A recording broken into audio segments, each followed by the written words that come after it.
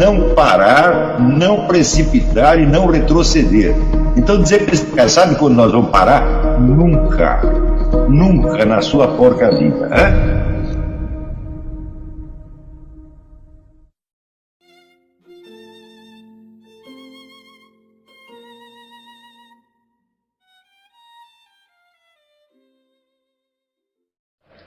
O texto chama-se A Imortalidade como Premissa do Método Filosófico.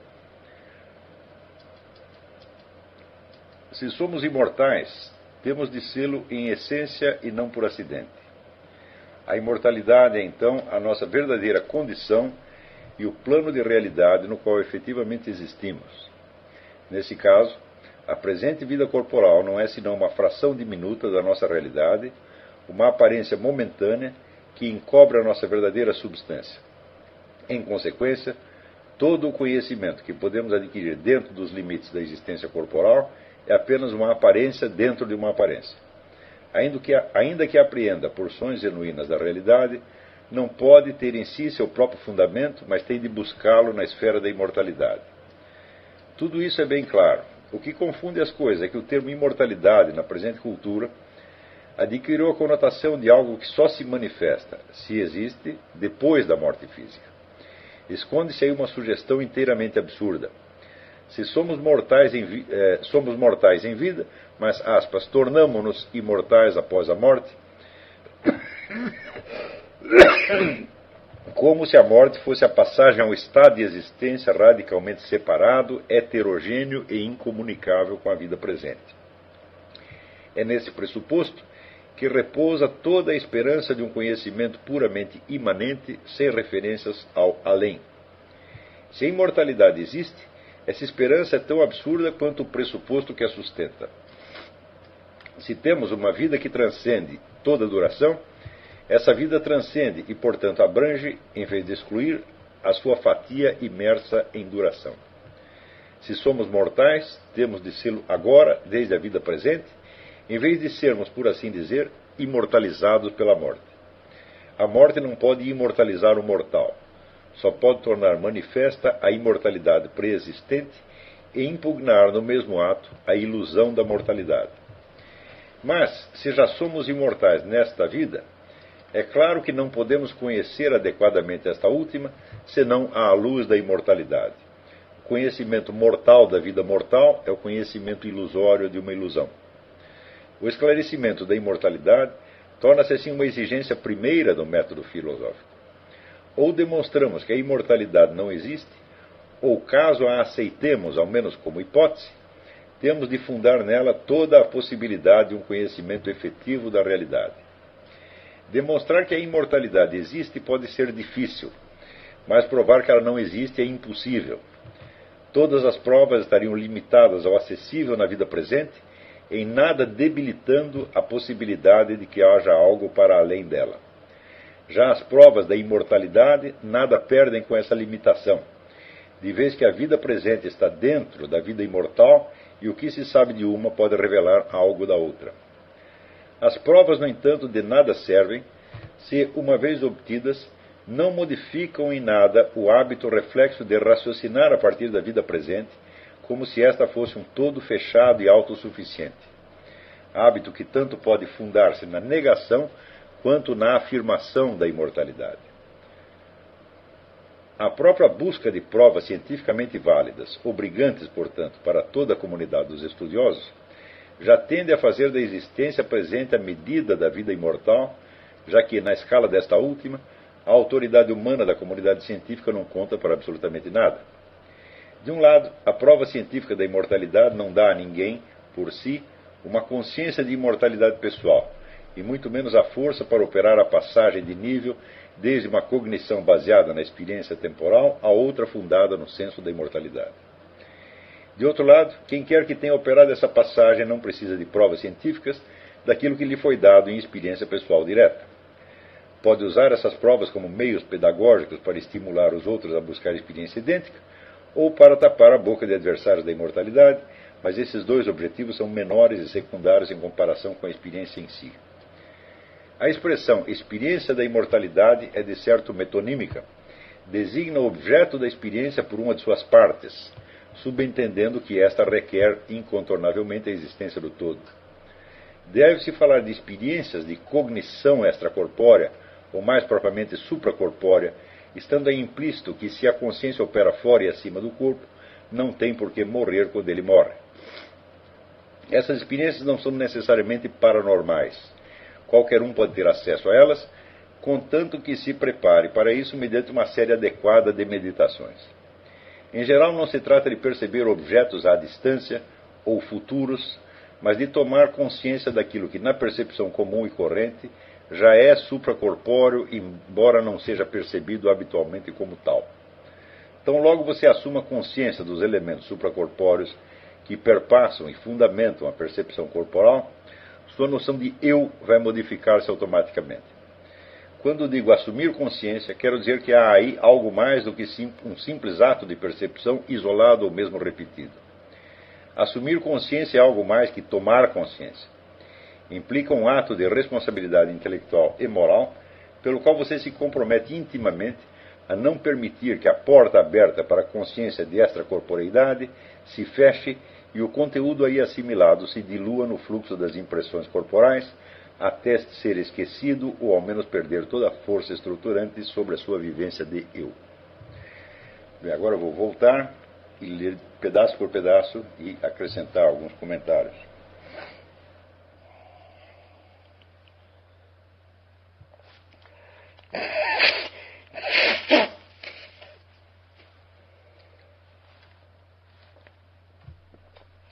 Então, primeiro, se somos imortais, temos de sê-lo em essência e não por acidente. Claro que esta última hipótese não pode ser totalmente excluída, mas ela é tão improvável que cai aí no infinitesimal. Quer dizer, a hipótese de que um ente mortal se torne acidentalmente imortal, aí seria um fenômeno tão estranho que aí sim necessitaria explicações extraordinárias. Então, das duas, uma, ou a nossa modalidade de ser implica essencialmente a imortalidade, ou não. Não há um meio termo. E eu acho que praticamente não vamos encontrar em nenhuma cultura do mundo um sinal de que um ente essencialmente mortal possa ter se tornado imortal por acidente. No caso, por exemplo, no caso grego, quando se falava em imortais, quer dizer aqueles que foram imortalizados pelo seu heroísmo, então se tornaram similares a deuses. Mas os outros também eram imortais, embora condenados a uma vida post-mortem bastante evanescente, apagada e triste, né, numa espécie de purgatório. Né? Os mortos se transformavam, tinham uma existência como que de sombras, mas não deixa de ser uma imortalidade. Então eram todos imortais, havendo apenas a diferença entre graus qualitativos de imortalidade. Né? Como se fosse vamos dizer, um equivalente mutatis mutandis do céu e do inferno. Mas se você vai observar que ao longo de praticamente toda a história da cultura ocidental, e também nas culturas orientais, a consciência de imortalidade é onipresente. Todo mundo, absolutamente todo mundo, fala na condição de alma imortal. Sei que mesmo um materialista como Epicuro, ele admite alguma forma de imortalidade. Quer dizer, este fundo de consciência de imortalidade, ele perpassa todas as civilizações, tá certo? E isso parecia tão natural às pessoas que,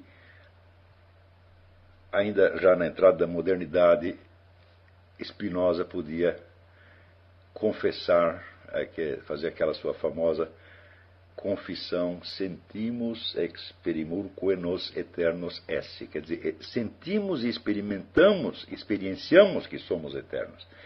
Ele não está enunciando uma teoria. Ou seja, ele está dizendo que, mesmo que não fôssemos imortais, nós sentimos e experienciamos isso. Mas um momento, será que hoje as pessoas ainda sentem e experienciam isto? Note que houve um momento qualquer na história, eu não sei assinalar, mas acho que foi algo entre o século XVIII e XIX, em que este sentir e experienciar transformou-se somente em crer. Então, sentir e experienciar é uma coisa, crer é outra completamente diferente. Crer é um produto da sua mente, quer dizer, uma ideia que você tem e à qual você atribui veracidade ou falsidade, tá certo? Mas sentir e experienciar é coisa completamente diferente, né? Veja, o sentir e o experienciar em si ele não prova nada, tá certo? Pelo menos nos termos em que Spinoza colocou, quer dizer, você sentir e experienciar a sua própria eternidade ou imortalidade não garante que você seja eterno ou imortal, mas ele pelo menos está expressando aí uma experiência que foi praticamente universal, tá certo? E que hoje ainda pode ser recuperada de algum modo. Então nós vamos ver que, em primeiro lugar, a questão da imortalidade não se coloca como uma teoria científica a qual você possa aderir ou não aderir. Ela pode ser isso também, mas só em segunda instância.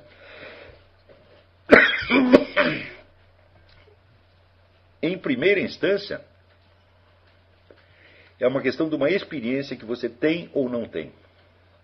Quer dizer, de uma vivência que muitas pessoas tiveram, praticamente todos os filósofos, Platão, Aristóteles, Sócrates, Duns Scotus, São Tomás de Aquino, Muhyiddin Ibn Arabi, Avicena, Averroes, né? Pedro Abelardo, todos tiveram, tá certo? E que de repente as pessoas pararam de ter, tá certo? Curiosamente, nunca esta noção concebida como experiência foi discutida filosoficamente na modernidade, né? A partir de um certo momento começa-se a discutir a imortalidade como uma crença, como uma teoria, como uma doutrina que você pode aceitar ou negar intelectualmente. E toda esta imensidão de depoimentos sobre experiência é totalmente esquecida, né? Isso acontece dentro de um contexto moderno, que é assim descrito, vamos dizer, pelo Bernard Lonergan no seu livro Topics in Education. Um momentinho.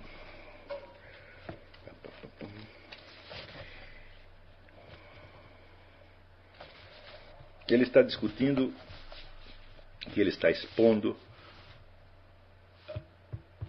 a corrente dominante em matéria de educação na modernidade.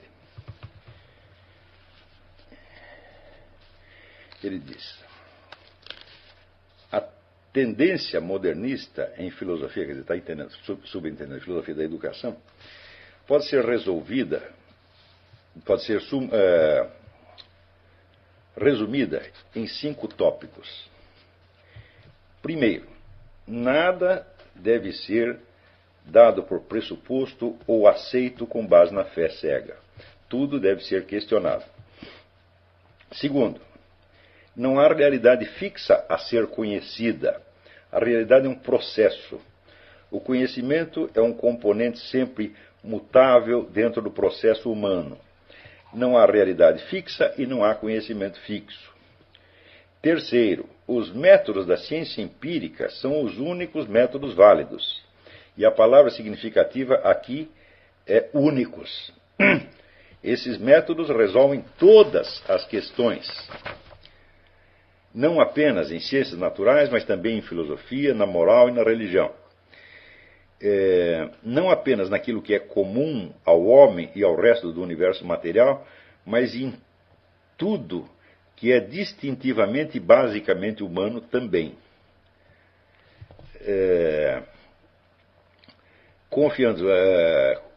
Escorando-se em John Dewey, os modernistas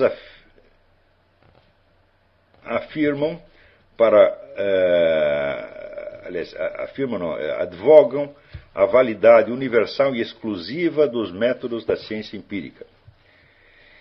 Em quarto lugar, portanto, é necessária uma reconstrução em filosofia. E Dewey escreveu um livro a esse respeito. O livro chama-se exatamente Reconstrução em Filosofia. Toda a sabedoria do passado e, consequentemente, toda a posição tradicionalista tem de ser reformuladas como hipóteses científicas.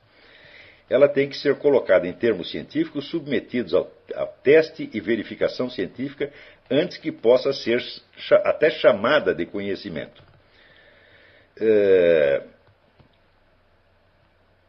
Onde ela é chamada conhecimento, ela tem a simples validade que as teorias e conclusões da ciência empírica podem ter. Não somente nesta demanda de um método exclusivamente empírico, não somente esta demanda por um método exclusivamente empírico, uma consequência lógica do ponto anterior, quanto à tradição filosófica, mas ele também é afirmado sobre o fundamento de que a sabedoria tradicional é simplesmente o produto e reflexo de uma era e sociedade pré-científicas, pré-industriais e pré-democráticas. Consequentemente, pelo mero fato de isso ter sido produto de uma era tão diferente da nossa própria, ela deve ser questionada e de fato deve ser posta em dúvida.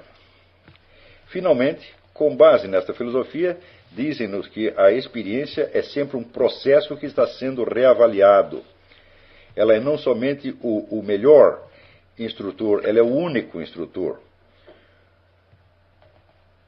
Portanto, a educação deve ir ou para trás, segundo os padrões de uma era pré-científica, ou para frente em direção a uma maior utilização do método científico no desenvolvimento de todas as possibilidades de uma experiência crescente e em expansão. Daí ele resume aqui novamente. Há, portanto, 5 pontos. Primeiro, nada deve ser dado por pressuposto ou aceito com base na fé cega. Segundo, não há realidade fixa a ser conhecida. O conhecimento é um componente num processo sempre mutável. Terceiro, os métodos da ciência empírica são os únicos métodos válidos. Quarto, esses devem ser aplicados à totalidade da tradição filosófica, que é simplesmente o produto de uma era e sociedade pré-científicas, pré-industriais, pré-científica, pré-industrial, pré-democrática, e, consequentemente, não deve se esperar que seja muito relevante para os nossos tempos, que são totalmente diferentes.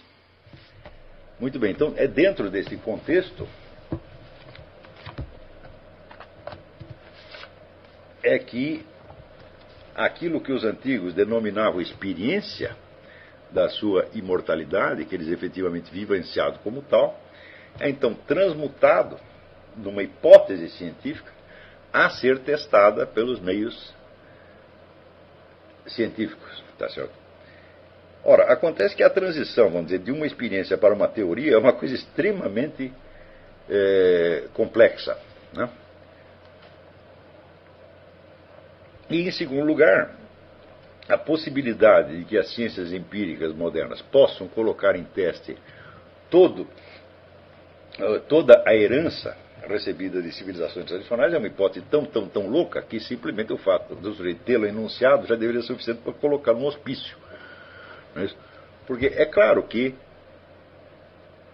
em tudo, a experiência é o teste último da veracidade ou falsidade das coisas, mas experiência não é uma coisa assim tão fácil, tão mecânica, e é necessário que você desenvolva os conceitos, os métodos, né, para poder fazer o teste experimental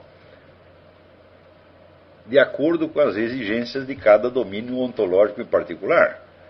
Quer dizer, não é fácil você criar um critério experimental para testar o que quer que seja. Se você veja, por exemplo, a diferença de teste experimental, suponha em medicina, em jurisprudência, no direito e na física.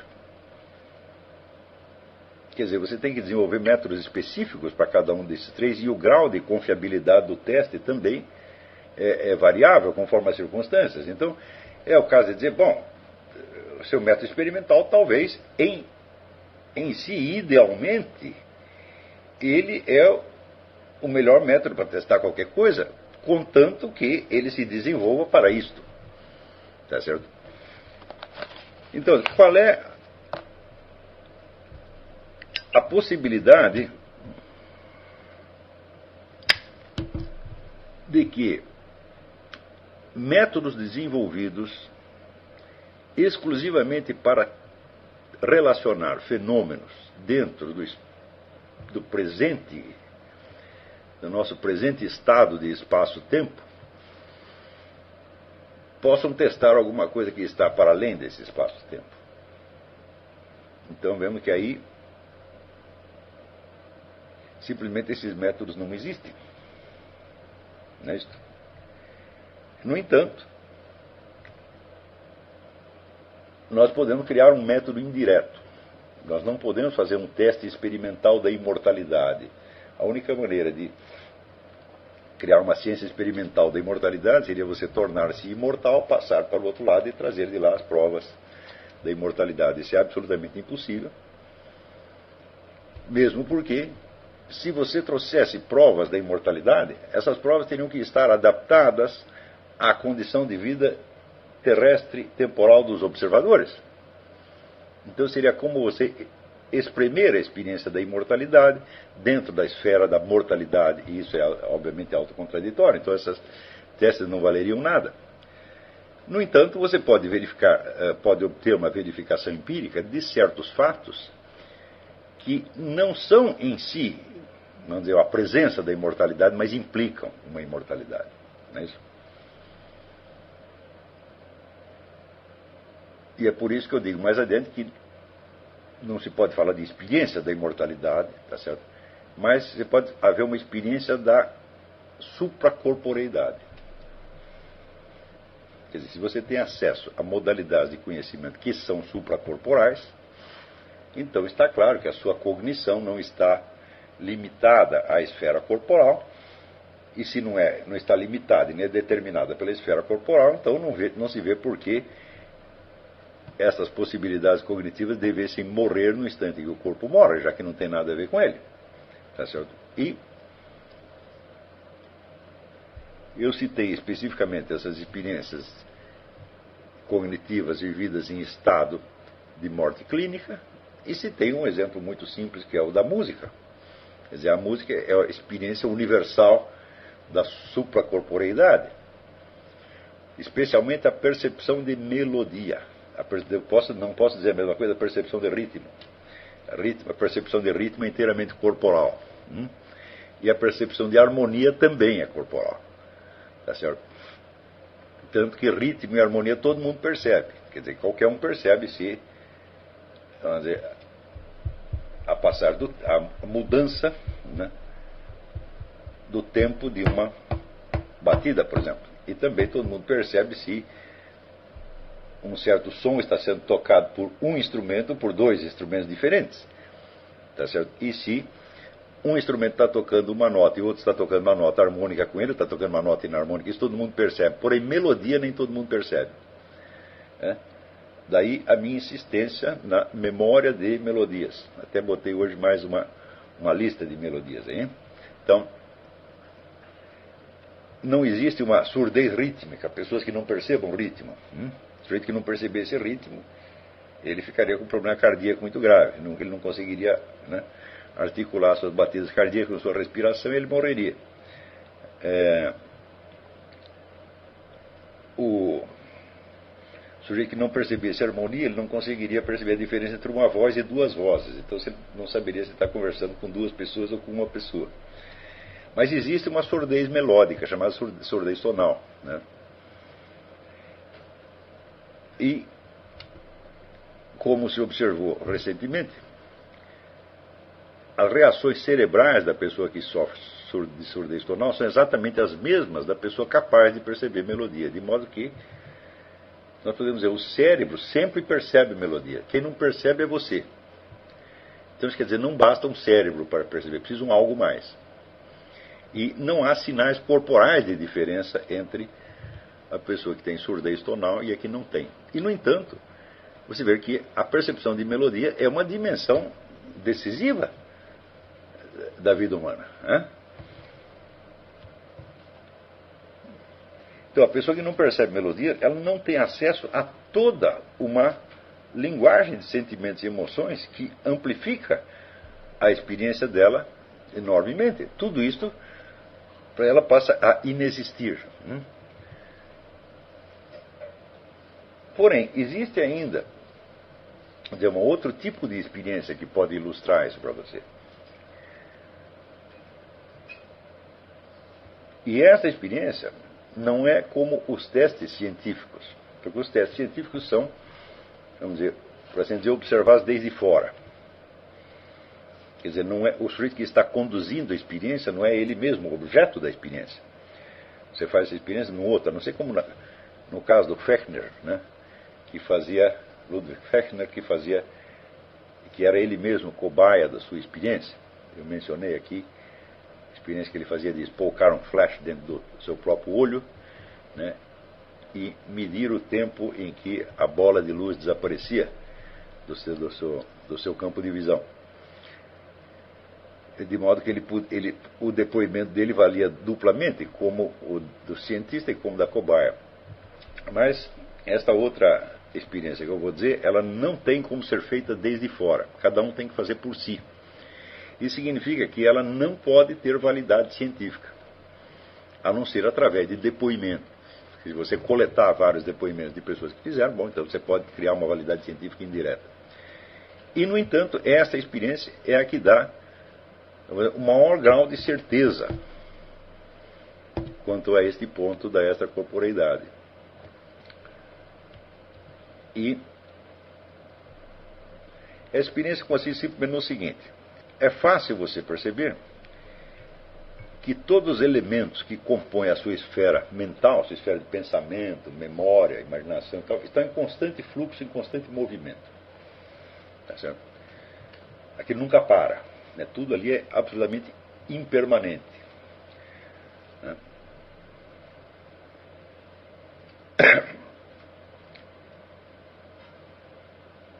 E o mesmo se passa na esfera das suas sensações. Essas são mais impermanentes ainda. Quer dizer, você não tem uma única sensação que dure. Suas sensações estão mudando o tempo todo. Quer dizer, tudo na esfera da percepção e na esfera do pensamento, tudo, mas absolutamente tudo, é transitório e impermanente. Claro que você pode criar, vamos dizer, uma espécie de muleta mental para isso, mediante os conceitos abstratos. Tá certo? Por exemplo, você diz que o conceito de quadrado ele expressa a essência permanente do quadrado. Já não é mutável. Eu digo muito bem. Mas uma coisa é a permanência do conceito de quadrado e outra coisa é a impermanência do pensamento que o pensa. Não vamos confundir aqui o conteúdo lógico do conceito com o ato psicológico de pensá-lo. O conceito pode, em si mesmo, expressar uma realidade que é permanente. Mas você consegue pensá-lo de maneira permanente? Claro que não. Por exemplo, eu digo, você conceba, né, um quadrado de acordo com a sua definição de quadrado, quer dizer, uma figura geométrica plana com 4 lados e 4 ângulos iguais. Daí você concebe. Agora, muito bem, quanto tempo você consegue fixar a imagem desse quadrado na sua mente? 1 segundo, 2 segundos? É o máximo, né? Então, nós podemos repetir as mesmas palavras, repetimos a mesma definição e, hipoteticamente, pensamos a mesma coisa cada vez que voltamos a pensá-la. Porém, este mesmo pensamento ele continua transitório e evanescente. Então, é muito simples. Nós não temos nenhuma percepção e nenhum pensamento que nos indique estabilidade e permanência. Sobretudo no que diz respeito a você mesmo.